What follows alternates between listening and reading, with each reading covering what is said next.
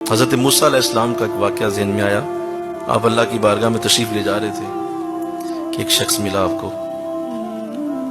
اس نے کہا حضور آپ اللہ سے ملاقات کے لیے جا رہے ہیں، میرا سلام پیش کیجئے گا اور یہ عرض کیجئے گا کہ آپ کا بندہ آپ کی نعمتوں پہ راضی ہے اور تو نے مجھے بہت نوازا ہے، تو نے مجھے بہت دیا ہے، تو مولا مزید اب میں نعمتیں لینا نہیں چاہتا، اس لیے کہ زیادہ ہو گئی ہیں تو مجھ سے وہ سنبھالی نہیں جا رہی، تو آپ عرض کر دیجئے کہ اب ذرا نعمتوں کا سلسلہ بند کر دیا جائے۔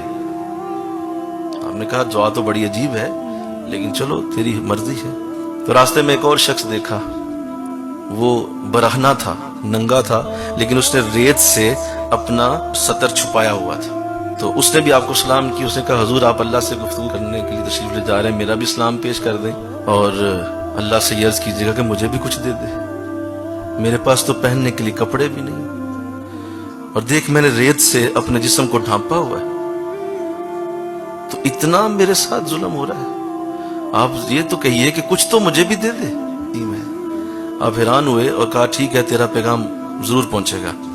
اللہ کی بارگاہ میں حاضر ہوئے اور ملاقات ہوئی، گفتگو ہوئی، تو آپ نے فرمایا مولا تیرے دو بندوں کے پیغام ہیں۔ کہا پہلا بندہ یہ کہتا ہے کہ مولا نعمتیں اب مزید نہیں چاہیے، اور دوسرا کہتا ہے مولا مجھے تو نے کچھ دیا ہی نہیں ہے تو مجھے بھی کچھ دے دے۔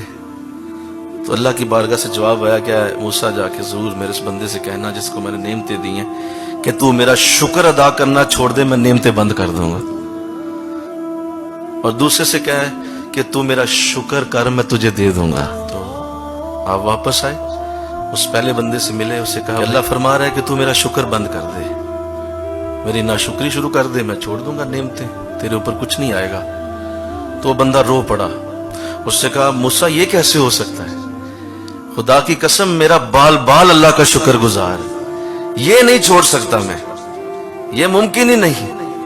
تو کہا تو پھر تجھے پیغام ہے کہ تو شکر چھوڑے گا تو نعمتیں بند ہو۔ کہا نہیں موسیٰ میں اپنی پیشکش واپس لیتا ہوں، میں شکر ادا کرنا نہیں چھوڑ سکتا، میں ضرور کرتا رہوں گا۔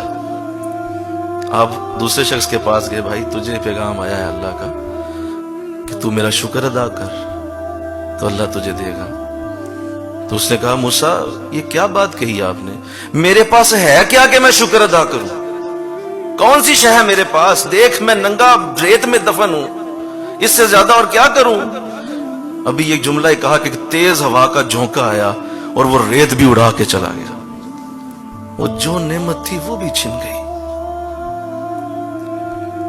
تو یہ راز ہے خوشی کا، یہ راز ہے زندگی جینے کا کہ ہر وقت اللہ کی بارگاہ میں سر جھکائے رکھو، اور تم نے اگر اس کو نہ بھی کیا مجھے بتاؤ تم اور کر بھی کیا سکتے ہو، بولو تم اللہ کے بندے ہو، تمہارے پاس اس کے سوا اور کوئی راستہ بھی نہیں ہے، اگر شکر کے علاوہ کون سا راستہ ہے، تو جب راستہ ہی کوئی نہیں تو پھر یہی ہے۔